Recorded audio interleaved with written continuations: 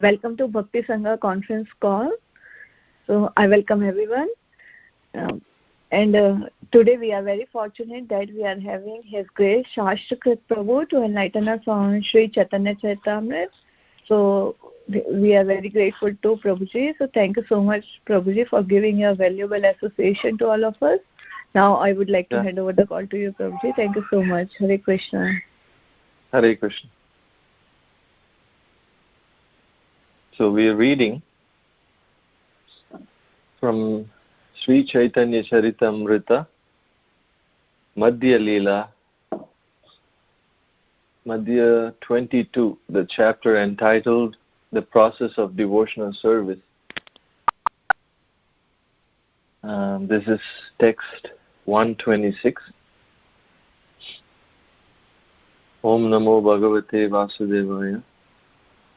Jaya Jaya Sri Chaitanya Jaya Nityananda Jaya Advaita Chandra Jaya Gaura Bhaktavinda Jaya Jaya Sri Chaitanya Jaya Nityananda Jaya Advaita Chandra Jaya Gaura Bhaktavinda Jaya Jaya Sri Chaitanya Jaya Nityananda Jaya Advaita Chandra Jaya Gaura Bhaktavinda.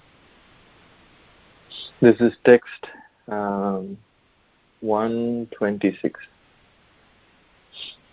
Krishnarte Akila Cheshta Tat Kripa Valokana Janma Dinadi Mahotsava Lana Bhaktagana. Translation. One should perform all endeavors for Krishna. One should look forward to His mercy. One should partake in various ceremonies with devotees. Ceremonies like Lord Krishna's birthday or Ramachandra's birthday.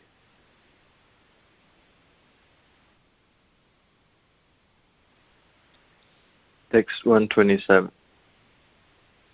Sarvata Saranapati Kartikadi Vrata Chatu Shashti Ange E Parama Mahatva.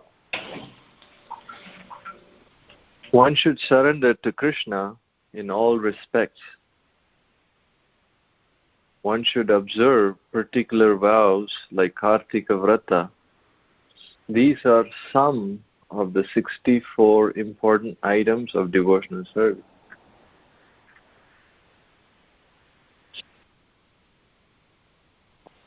Text 128. Sadhu Sangha Nama Kirtan Bhagavata Sravana Mathuravasa Sri Murtira Shraddhaya Sevana. One should associate with devotees, chant the holy name of the Lord, hear Srimad Bhagavatam, reside at Mathura and worship the deity with faith and veneration. Text 29.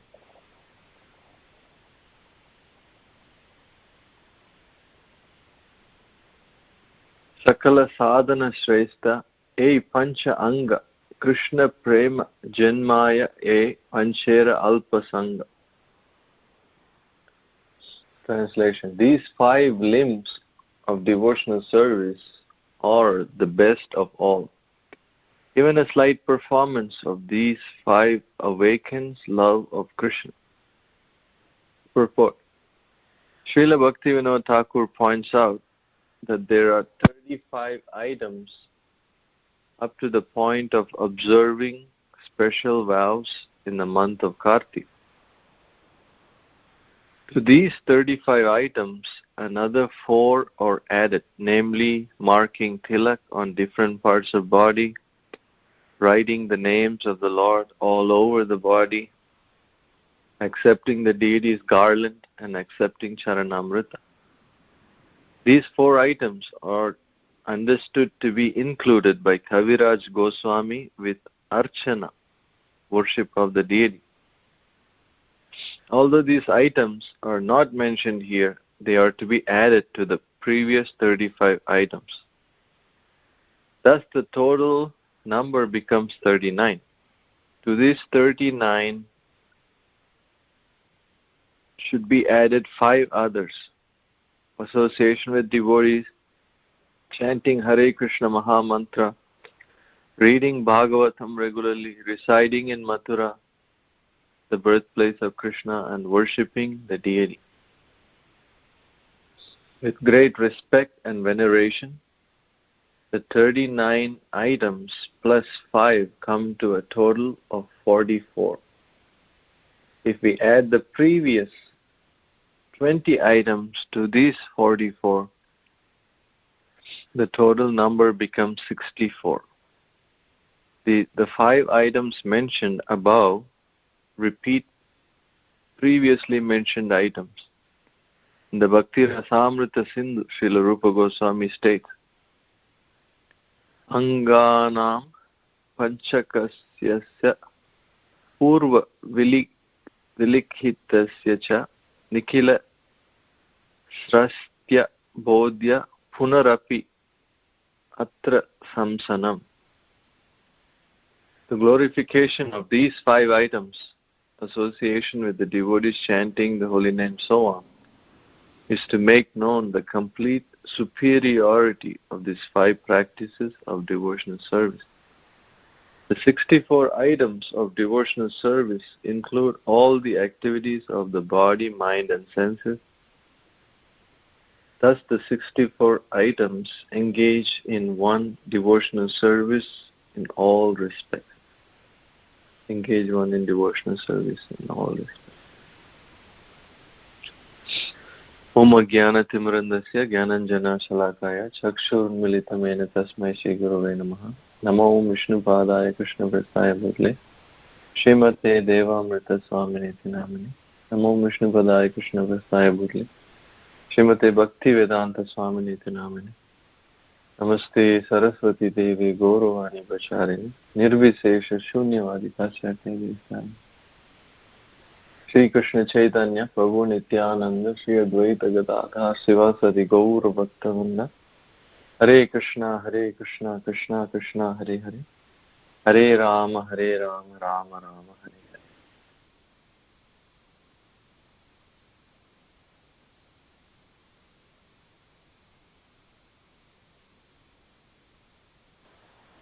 Very beautiful verse and purport. We always heard this, especially coming to Krishna consciousness movement. As a new devotee, devotees would always talk about this sloka. Sadhu Sangha Nama Kirtan Bhagavat Sravana Mathura Vasa Sri Murtira Shraddhaya Sevana. So these 5 items, Prabhupada, Srila Prabhupada, in ISKCON morning program, he gave us these 5 items. Association with devotees, chanting the holy names of Krishna, hearing Srimad Bhagavatam, residing at Mathura, and worship the deity with faith and veneration. So even Prabhupada gave us this opportunity where even in our homes we can have these 5 items. Wherever this holy name is being chanted, wherever the family of devotees, husband, wife, children, practicing spiritual life together, reading Bhagavatam, worshipping the deity, that place is non-different from Vrindavan. It's just a question of our consciousness. If the consciousness is Krishna conscious, then that place is non-different from Mathura or Vrindavan. We may not be there yet, but the facility and the powerful process is given. And one thing came to mind is very simple, very simple process. Chaitanya Mahaprabhu knows the rascal living entities of Kali Yuga don't have much determination for spiritual life. So Chaitanya Mahaprabhu, who is more intelligent than Krishna himself, Krishna Prabhupada compares him to the father all the time. So father understands the mentality of the children. Especially we see that when the children get to be teenagers, they don't listen at all. Similarly, some living entities, Prabhupada explained, they insisted on coming to the material world. And Krishna, sanctioned. Prabhupada says, without Krishna's sanction, nothing can happen. Even to forget Krishna, we need Krishna's mercy. Otherwise, we cannot forget Krishna, because Krishna is the supreme, all-attractive. Just like when a man and woman fall in love, gives a glimpse of love that we have for Radha Krishna. There's just so many movies have been made on this topic of people going crazy after some temporary material person, and so many books have written, so many songs have written, so many couples have committed suicide. It just drives you crazy. So that's just a glimpse of the attraction we have for Krishna. We are attracted to Krishna billions of times more. Like the gopis, they're cursing Brahma for creating eyelids that's opening and closing. And they don't want that much interruption from seeing Krishna. And they're always cursing the sun to set. Every moment they're looking at the sun, hoping it would go down so Krishna will come home from the pasturing field. So Krishna is so all-attractive, super all-attractive. And to forget him and to, be comfortable in the material world, that's actually really amazing, especially for the great souls, Nitya Siddhas. They cannot conceive this potency. It's like when Indra was cursed to become a pig. Brahma was astonished. Brahma came to get Indra back, and then Indra was lying in a gutter, and Brahma said to Indra, come on Indra, we have to go back. And Indra was talking like, what are you talking about? What about my duty to my beautiful wife and my piglets? And I'm so happy, can't you see how I'm looking fatty? And why you're interfering with my dharma? Why I'm a karma yogi, just leave me alone, I'm a householder. And Brahma was laughing, thinking, my God, Krishna's Maya is unbelievable. Indra is comfortably lying down in a gutter. Krishna was also laughing in the beginning of the Bhagavad Gita. Arjuna was talking so much. And then Krishna was giggling, my God, he's with me in the chariot with me, right next to me, and still he's in Maya. And he's telling how mundane rules and regulations, piety, dharma, these are all higher than serving me. Krishna was laughing. Like Chaitanya Mahaprabhu told Raghunath Das Goswami, when Raghunath Das Goswami escaped the guards and the parents. Raghunath Das Goswami was a multi-millionaire. in the association of Haridas Thakur, he became so attached to Chaitanya Mahaprabhu. But his parents were materialistic. So they kept trying. They kept trying to, discourage him from becoming too spiritual. Like sometimes we hear like, oh, don't be like extreme. Don't be like too spiritual. Just do a little bit. Main thing is like family and wife and paying bills and entertainments in life. Sometimes you can go Janmashtami or something to the temple. What is all this like, bhakti all the time?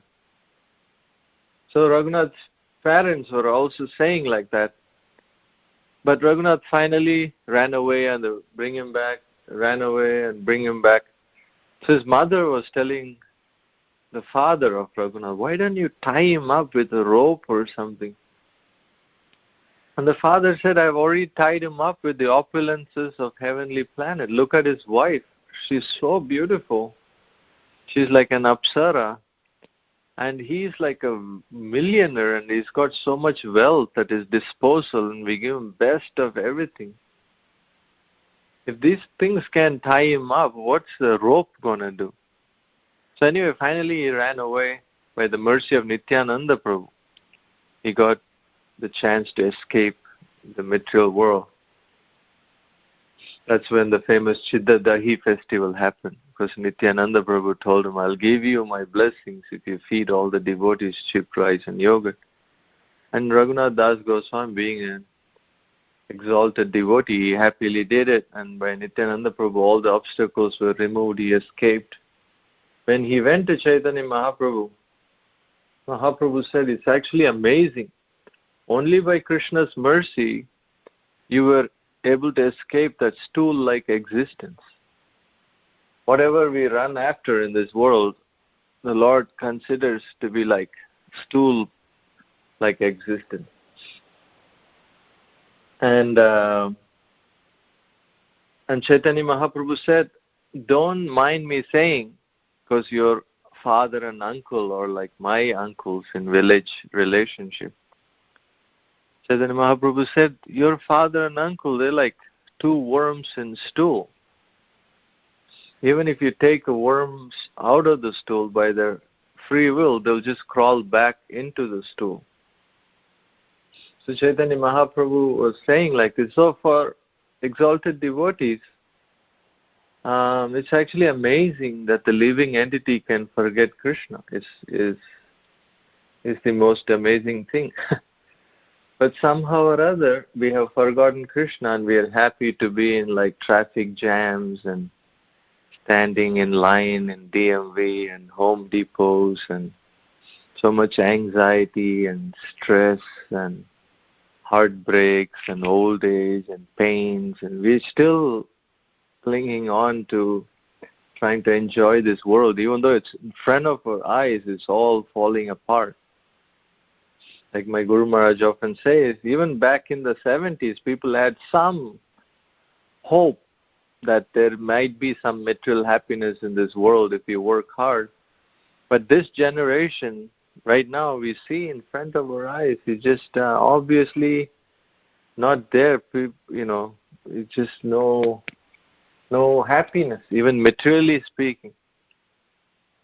Even whatever happiness and quality of life our parents, grandparents, great-grandparents, they had, it's all like falling apart. Everything is such a facade and superficial nowadays.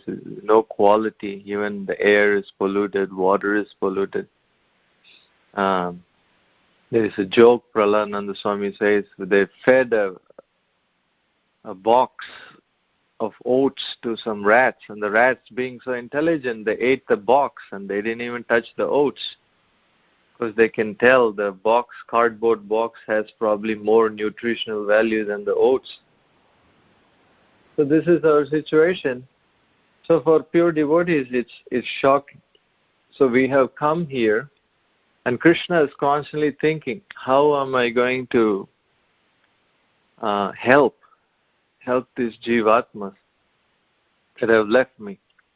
It's just like sometimes we see documentaries and stuff where like a wealthy children, they have a lot of wealth and power. They go somewhere from America to like, somewhere in Middle East or something as a tourist, or somewhere Mexico or somewhere where they get taken, they get abducted. Somebody kidnaps them. So as soon as they made the choice, along with the choice of going to some dangerous place comes all this anxiety and risk. But even though the parents warned them repeatedly, the child didn't listen. But at the same time, the parent is thinking how to rescue my child, whatever it takes, anything it takes. The parents' hair is turning gray and they're willing to wire transfer all the money from their bank account, and they're just begging the police, and they're just like in so much anxiety. Even though they're living, they're dead. Because in separation from the beloved son or daughter that made this crazy move. Similarly, Krishna is always thinking, how can I help? How can I help? How can I help? Because the living entities, by free will, they will just keep making more and more and more and more mistakes. And the living entities in Kali Yuga, they get to live longer life. Imagine like if somebody lives for 100 years, instead of living for 70 years or 60 years, means they're just committing more ugra karma, more sinful activity. That's all there is. It's not like long life means they're going to do something valuable. Like one of my friends was telling how in Bombay, there was a donkey that fell into the railway tracks and the train was coming. So they tried to chase the donkey away, but then the donkey started running towards the train more, vigorously. Like this, the living entity, by the free will, minute free will, we start running away from Krishna more and more and more. Look at the political situation. It's just so crazy. They have no concept of living entities in all bodies, so they sanction slaughterhouses and abortion. It's just so gray and dark. But Krishna is thinking, how can I help? So sometimes he sends his Shakti Avesh avatars like Jesus Christ and Mohammed and Buddha, Sankaracharya, Ramanujacharya, and he himself comes. Like we're reading this beautiful teaching, he came, Chaitanya Mahaprabhu, fully understanding how we are so unqualified. We are so unqualified for spiritual life. The Chaitanya Mahaprabhu is coming to make it so easy for us to attain love of Supreme within like short lifespan. The demigods, they're living for like millions of years, enjoying women and somaras and heavenly weather and unlimited opulences. So it's hard for them to pray to Krishna with feeling. Like Kunti Devi says, Janmaiswarya Sruta Srivir Edamana Madat Puma. Naiva Hatya. Kunti says that it's hard for somebody to pray if everything is going fine.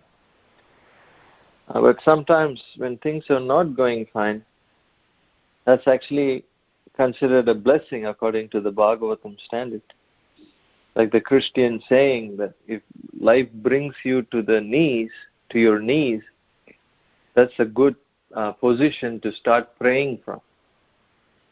So the demigods are not able to pray to Krishna with feelings, and the lower planetary systems, they're suffering so much, they are not able to pray with feelings.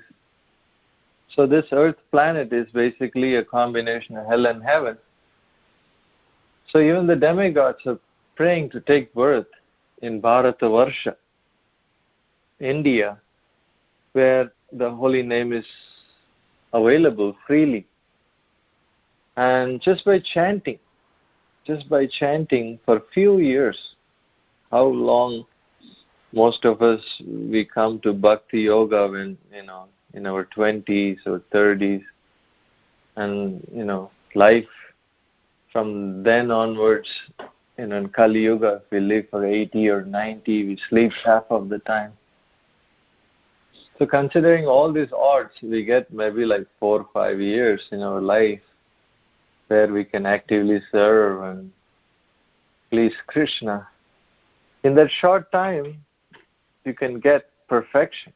That's the most amazing thing. Reminds me when I was talking about taking birth in India, when Prabhupada first took his American disciples to India, they were getting sick all the time. All kinds of sickness. They were suffering so much from stomach pain, headaches, and malnutrition, malaria, all kinds of sickness.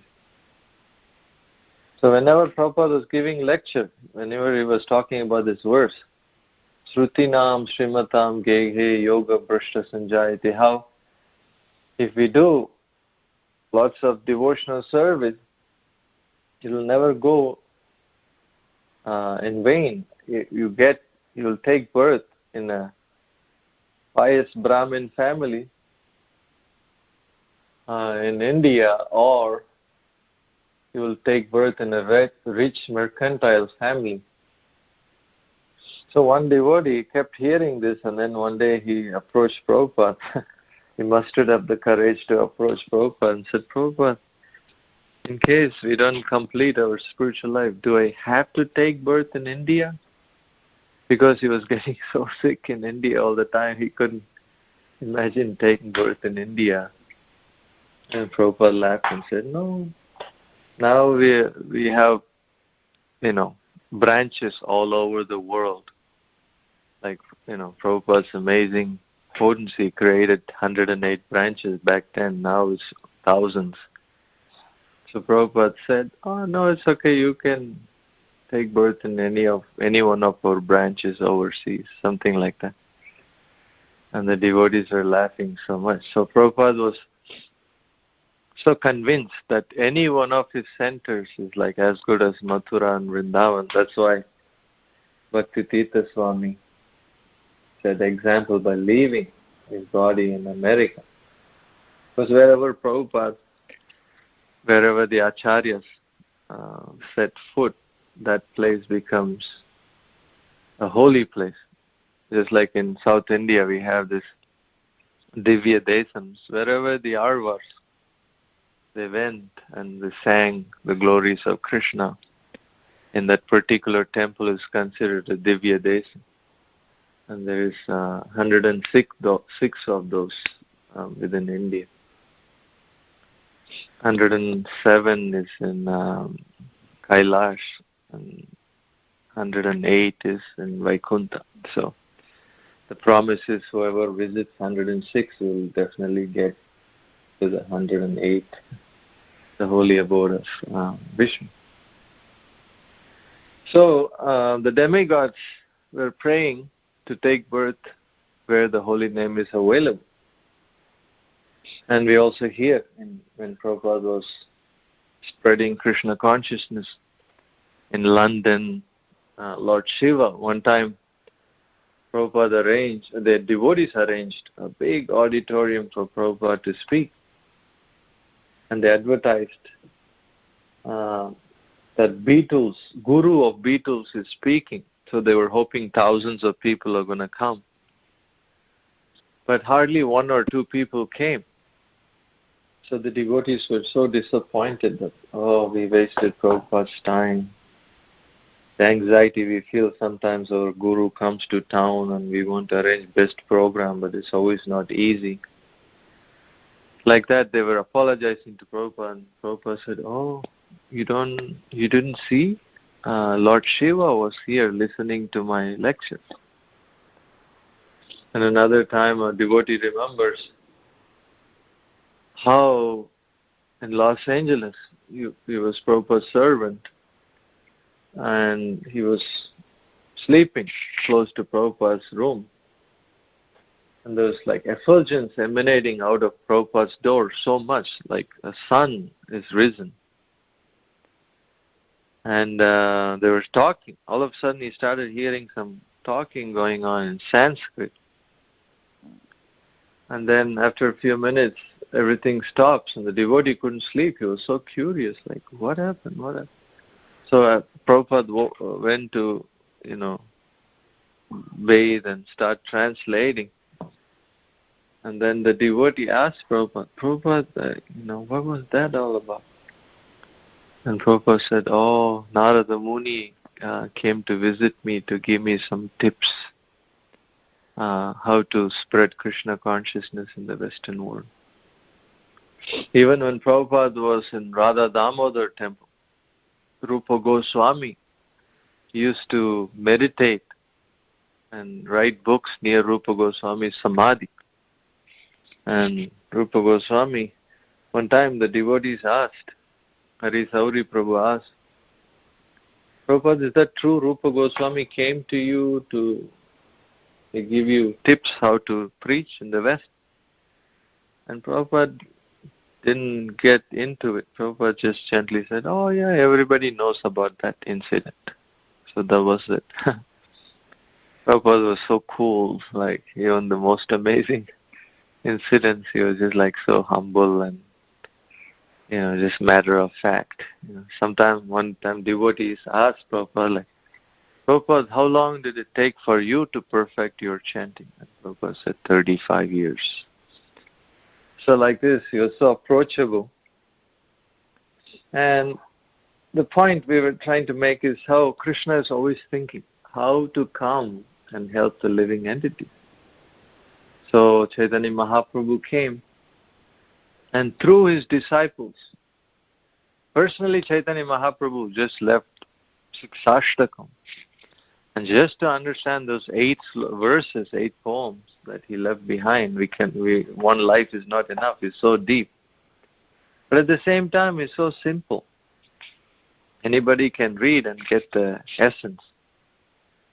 So like this, Chaitanya Mahaprabhu is giving very profound philosophy in a way that the Kali Yuga people can understand. That's the beauty of a teacher. A teacher may know so much, but he's always thinking about the audience. Can these kids that I'm talking to, can they understand? Even if Einstein talks to a 2-year-old, he's not going to talk about E equal to MC square and all that. He can only talk according to how much math they can understand. Like that, Chaitanya Mahaprabhu came to teach Bhakti Yoga, and he gave through the Goswamis volumes of books, but the essence of everything, he just said, chant Hare Krishna over and over and over and over and over. Even there's one place in Vrindavan Dham, Parikramar. It's called Granth Samadhi. It's explained how Sanatana Goswami wrote so many volumes and volumes of books. But at one stage he had this realization, who's going to understand all this in Kali Yuga? So he dug a hole and he buried all the books and covered it with dirt. And just told everyone, just chant Hare Krishna. Like this, over and over, we are given topmost philosophy. It's actually like amazing. Even a beginner in Krishna consciousness have access to so much knowledge and wisdom. That's what Bhagavatam says. Vasudeve Bhagavati Bhakti Yoga Prayojita Janayati Asu Vairagyam Jnanam Chayadahitukum. Anyone who renders service Bhakti Yoga, Prabhupada translated Bhakti as devotional service, not just like devotion. Because devotion without service is useless. Doesn't mean anything. Love means sacrifice, love means service. So anyone who renders service unto Vasudeva, for that person, janayati asu vairagyam jnanam chayadhaitukam. Immediately that person's heart gets filled with knowledge and renunciation. Vairagyam and jnana. So like this, when we chanting Hare Krishna, even a beginner, they get so much information. Because even like, great leaders, political leaders and religious leaders, they are clueless. They're clueless that there's soul within every body. I mean, if we don't even understand the ABC, how are we going to expect any more from such a leader, such a teacher? But a beginner in Krishna consciousness also gets so much knowledge and renunciation, even though that's not our goal. We're not like trying to be some tyagis or dry renunciants or some jnanis, get like bookworm, like learning so many slokas and this and that. Or we don't want yogic powers, and we don't want to be known as, great charitable worker. Like Prabhupada said in a lecture yesterday I was listening. We devotees, we don't care about piety, impiety, dharma, all these things. Simply we just want to see what Krishna wants. That's all and no other consideration. Everything is automatically there. We don't need to go out of our way to endeavor for this and that. But just by chanting Hare Krishna, everything, all the good qualities, yasyasti bhakti bhagavati akinchana, sarvair gunair tatra samasate sura. By doing bhakti, yasyasti bhakti bhagavati, by having faith in Krishna and Guru, all the divine qualities becomes manifest in the heart. One last point I wanted to make was we take it for granted that we're reading about Krishna, Krishna's name, Krishna's devotee, Krishna and the deity form, and Krishna's holy abode like this.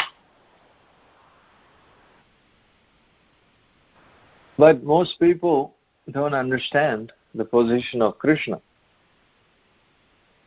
Especially, coming when we like distributing books, we can see, people from India, they cannot understand Krishna's supreme position. Even if they're reading Bhagavad Gita, and even, they say like, oh, I'm part of this yoga group and that yoga group. Even Sri Vaishnavas I meet, like the so-called followers of Ramanujacharya, but they will have a Mayavadi guru.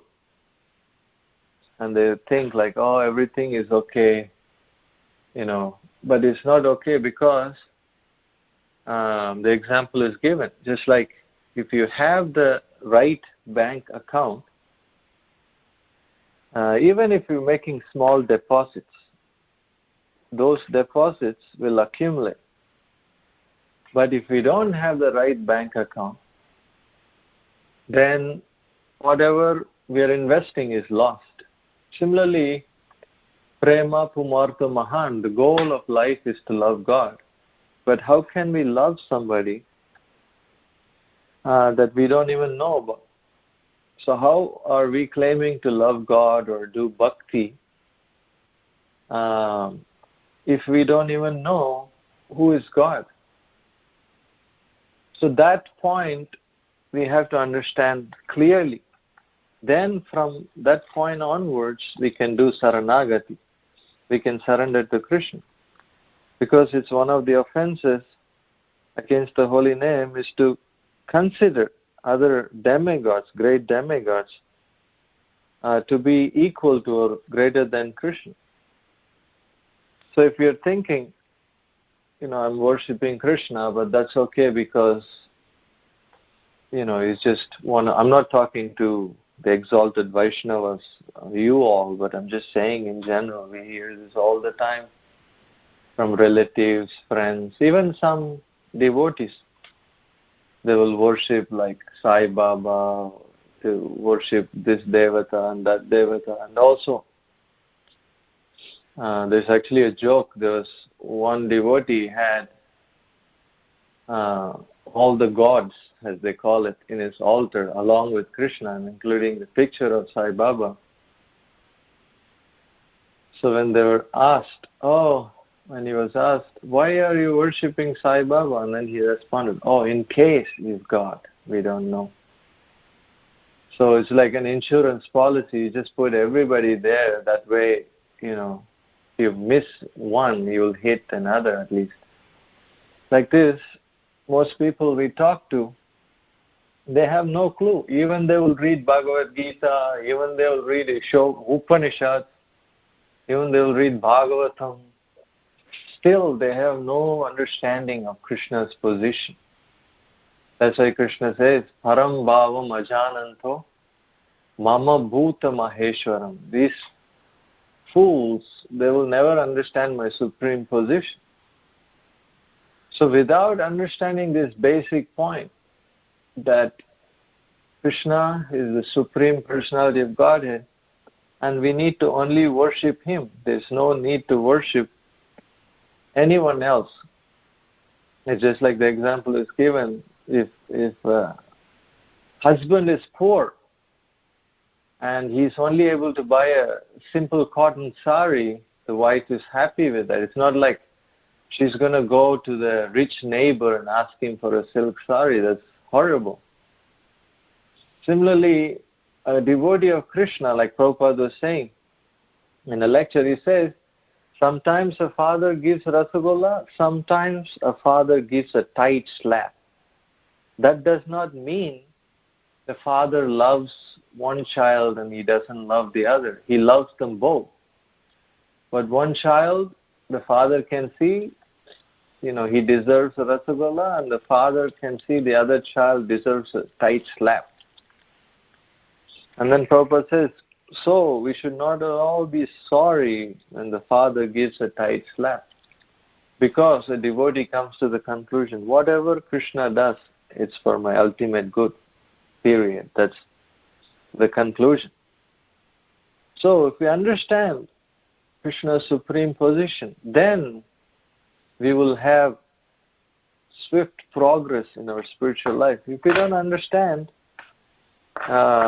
even after reading so many books and hearing so many classes, we have splayed out faith in millions of gods and bogus gurus, Mayavadi gurus and false incarnations like this. We'll just waste our time. Like they say, the insect, the glowworm, and there's no sunshine, it looks like this presence is so big. But as soon as the sun rises, nobody cares for the glowworm. Similarly, all the Mayavadi gurus, false incarnations, devata worship, all these things are for people that are ignorant. So our duty is to enlighten these people and bring them to the real understanding that Krishna is to Bhagavan Swayam. Otherwise, they will just waste their human form of life in being misdirected. Like the Bhagavatam says that a dog can swim nicely, but if we hold on to the tail of a dog trying to cross the ocean, we'll both drown. If we follow the blind trying to, cross, looking for direction, we'll both fall into the ditch. Like this, the basic premise is to have the right bank account. To have, if you're thinking 2 plus 2 equals 5, all our mathematical equations will be wrong. Just like even if we want to build World Trade Center without good foundation, it doesn't have any substance. Like that, the foundation is to understand Krishna's position and understand that just by serving Krishna, all the blessings is there, all perfection is there. Especially our surrender we show through service. We can all find devotional service according to our capacity and means and age group and time we have. We can all do devotional service. Prabhupada says Krishna is not stereotyped. He accepts any service. So we definitely have to do some service and chant the holy name with feelings, understanding that Krishna is our Supreme Master and we are part and parcel of him. Yesterday I shared a video on my Facebook. Prabhupada was talking, meditation doesn't mean like sit down and meditate on myself. No, meditation, Bhakti Yoga means Dvaita. There's Bhagavan and there is Bhakta. There is two. And in between them there is Bhakti, devotional service. So like this, chanting Krishna's holy names, understanding his position with feeling, and finding some kind of service and do service. Because service is what activates all the philosophy that we hear. Without service, there's no meaning and there's no realization, there's no juice. So, thank you, all of you, for giving me the opportunity to churn the nectar of Krishna Katha.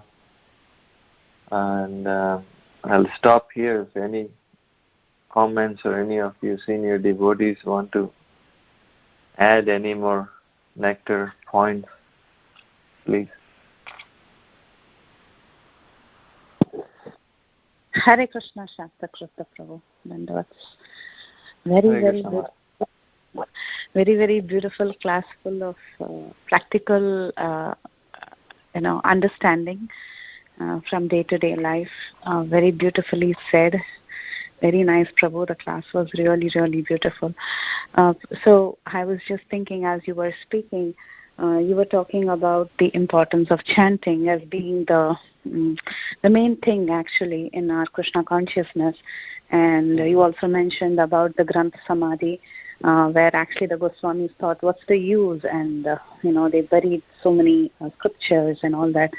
And at the same time, you were also mentioning about Prabhupada, it took 35 years to perfect his chanting.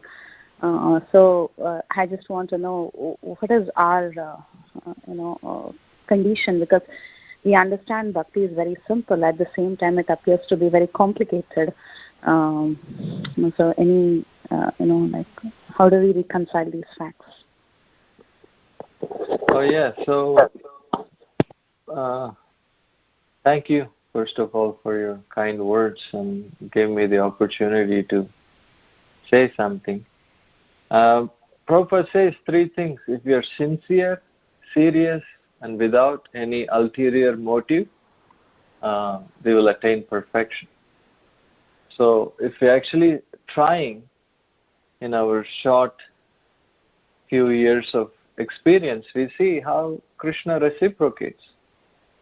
We hear great examples like Jatayu and them where they failed in their service and still Krishna protected them. But we don't have that much faith and conviction. Therefore, Krishna keeps giving on daily basis, reciprocation. And we see, even in our short time in Krishna consciousness, we see how Krishna is reciprocating. He's giving so much blessings, so much opportunity, so much Vaishnava Sangha, so many books. Like any devotee, we look around in our home, it's filled with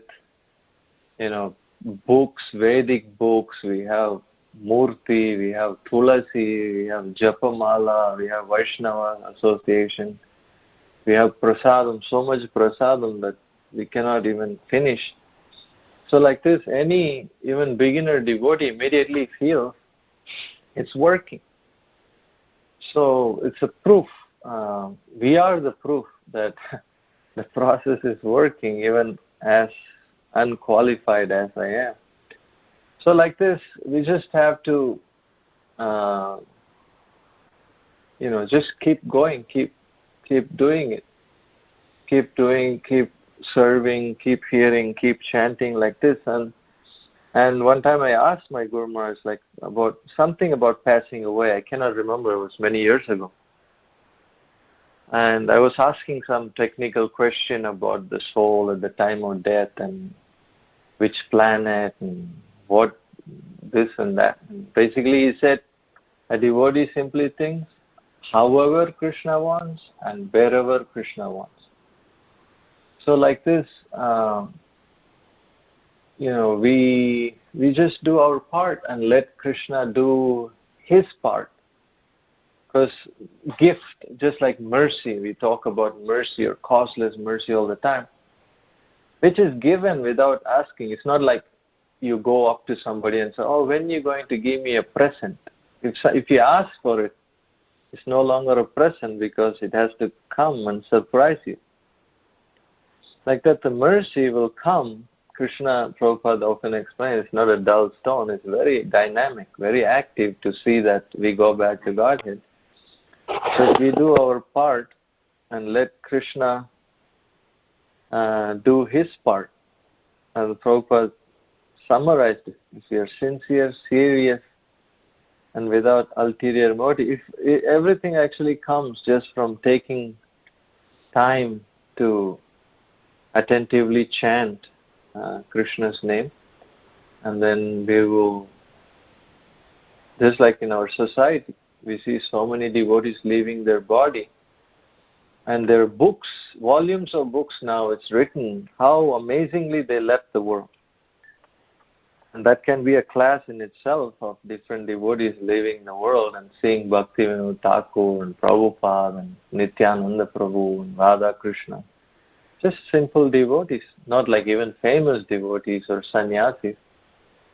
So there is so much hope because they say that the father is very kind to the child. The grandfather is 1,000 times more kind to the grandchild, and the great-grandfather is tens and thousands of times more kind.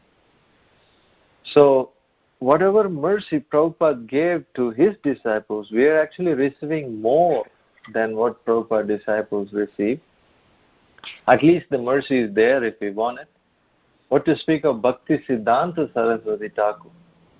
If Bhakti Siddhanta Saraswati sees that we are all preaching and distributing books and doing home programs and reading Bhagavatams and chanting japa attentively, they're going to shower us with so much mercy, we'll be drowning like an ant drowning in a jar of honey.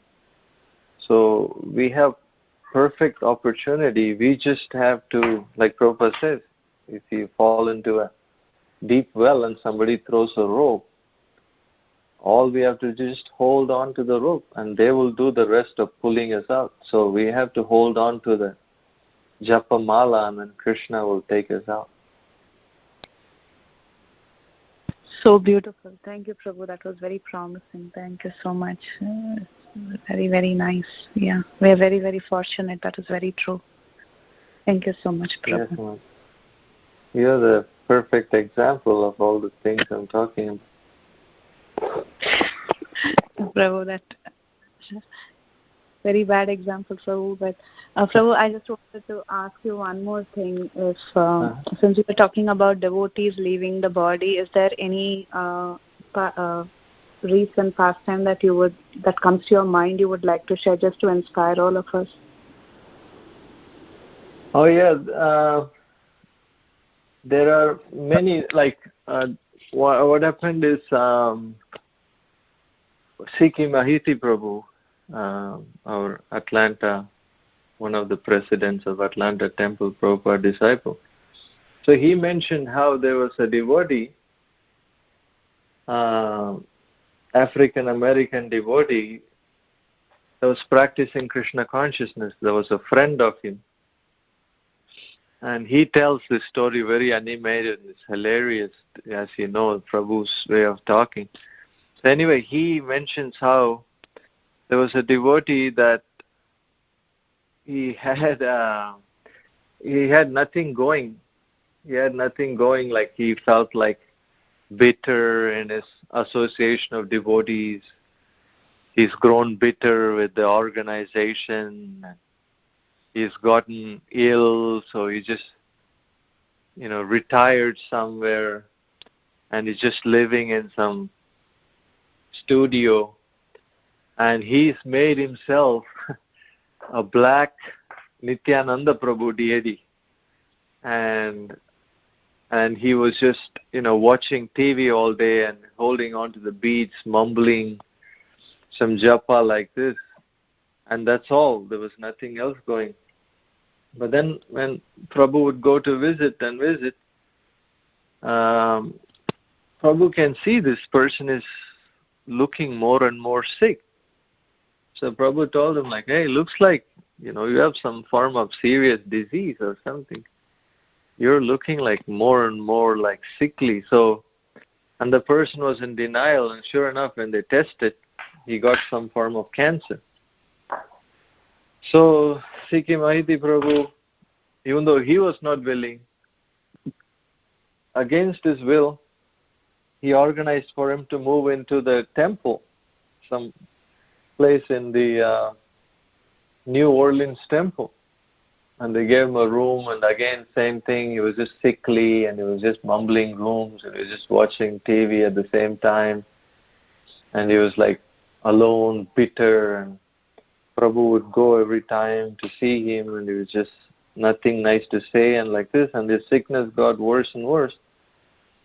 And then so many devotees were coming and taking care of him. And then in his last days leading up to death, he would just be in pain, in morphine, he would come to consciousness, and he would say, hey, look, Bhakti Vinod is here. Bhakti Vinod Thakur is here, like this. And then he would faint, and then he would wake up, and then he would say, like, the other Acharya is here, the Lord is here, like this. He was constantly seeing and screaming the names of different exalted personalities that have come to reassure him and take him to Godhead.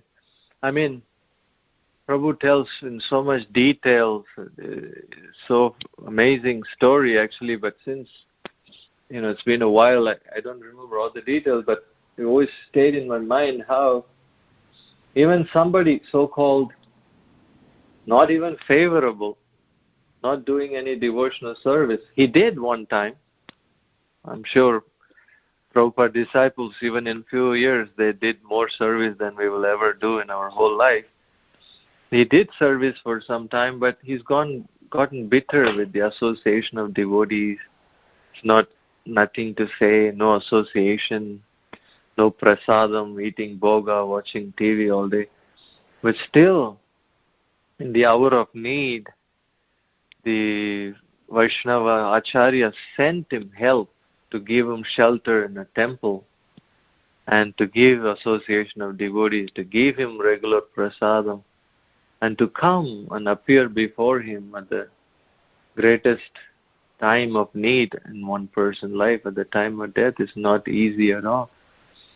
So like this, there are so many stories where, like Shastra Krit Prabhu says, how his wife kept seeing Krishna Balaram coming, Gauranitai coming to take her.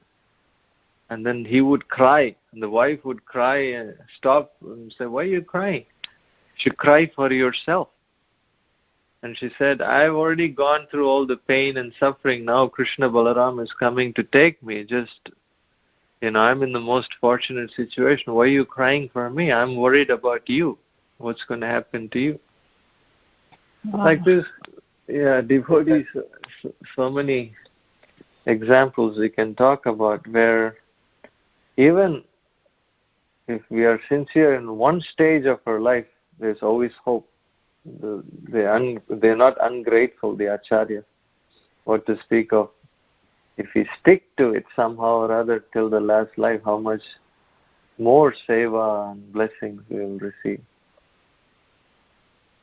Very well. This was so wonderful. Thanks, Prabhu. It was so nice to hear from you. Thank you so much again. Jai Mata, thank you again for the opportunity. Whatever is the standard, does anybody else have anything, or should we end? Yeah. Anyone has any questions or comments, you can go ahead.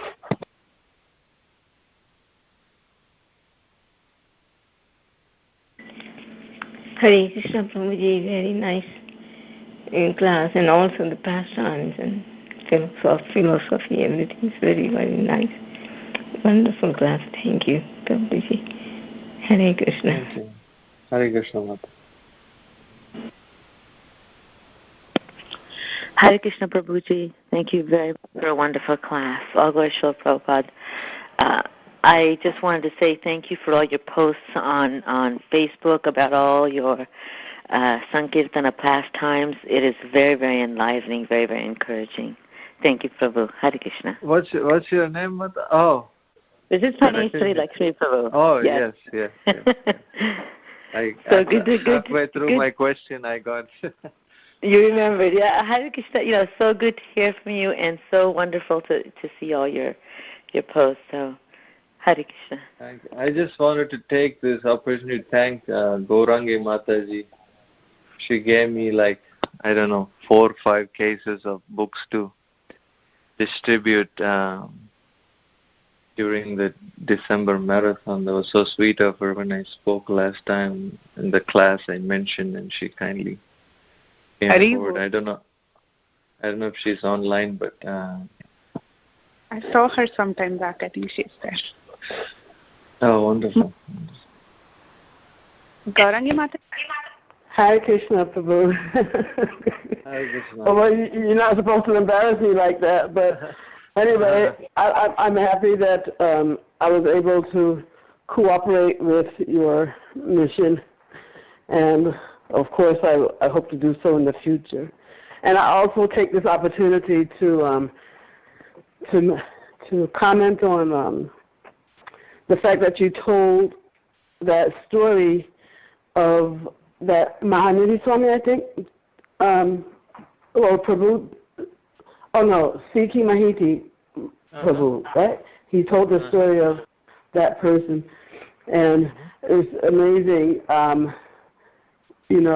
We think that we're just telling stories randomly or something, but everything is by Krishna's arrangement, because I just felt that story was so relevant to my life, and so I'm thanking you for choosing that particular story to tell.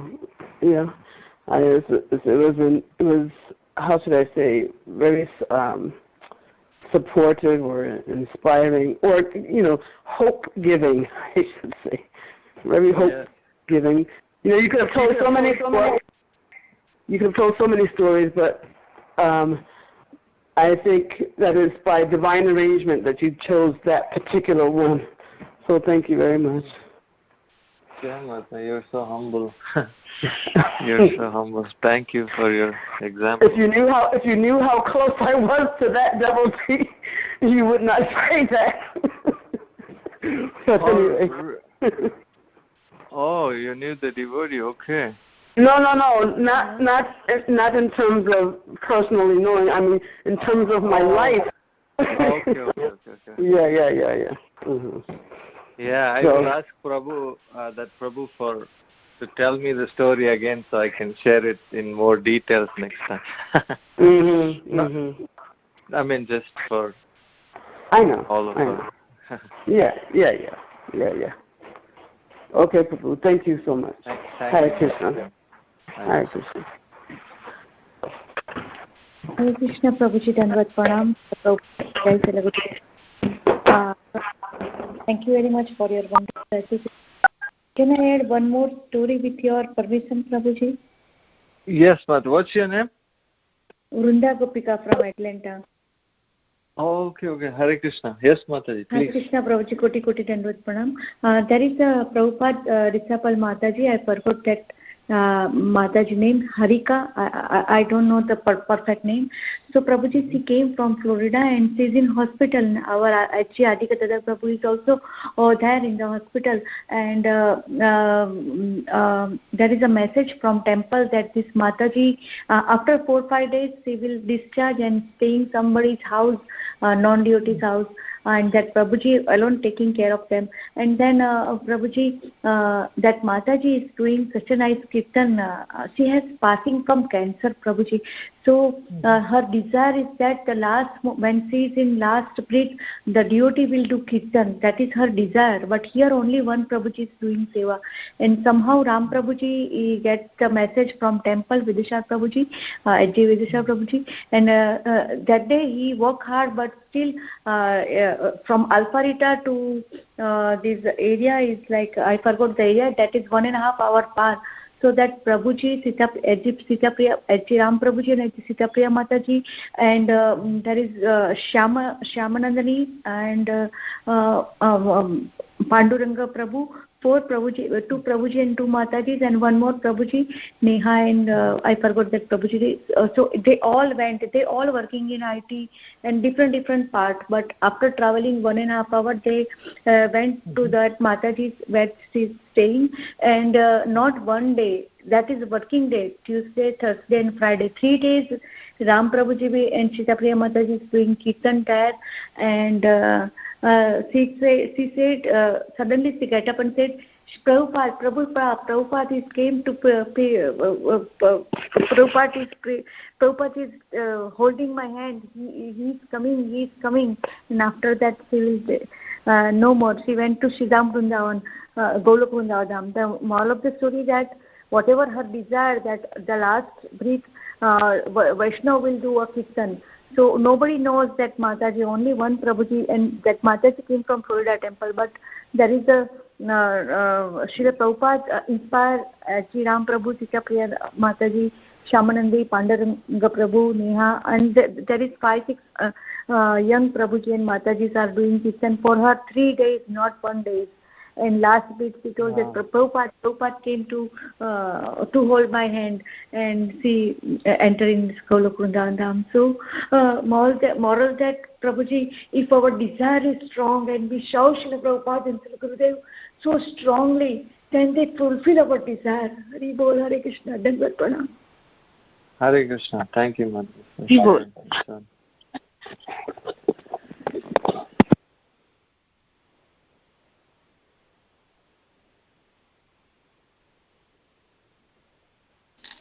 Do we have anyone?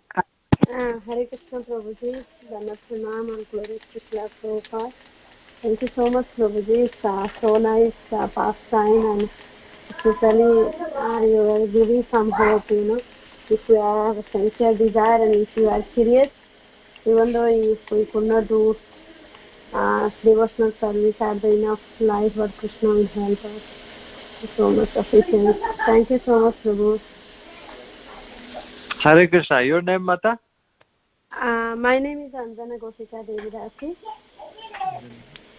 Thank you, Mataji, for your comment. Thank you.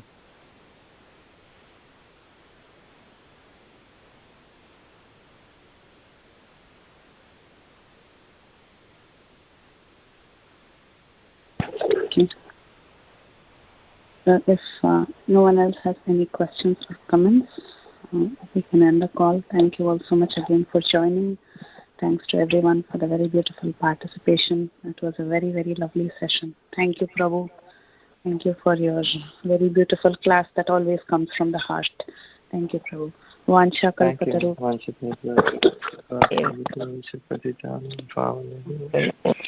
You all please pray that I distribute a lot of books today, please. Hari Bol. Yes, Prabhu. Hari Bol. Hari Bol, Prabhuji, you will do it. Thank you. Hare Krishna. Hare Krishna. Hare Krishna, Dandavad Pranam, Prabhuji. Thank you, Prabhuji.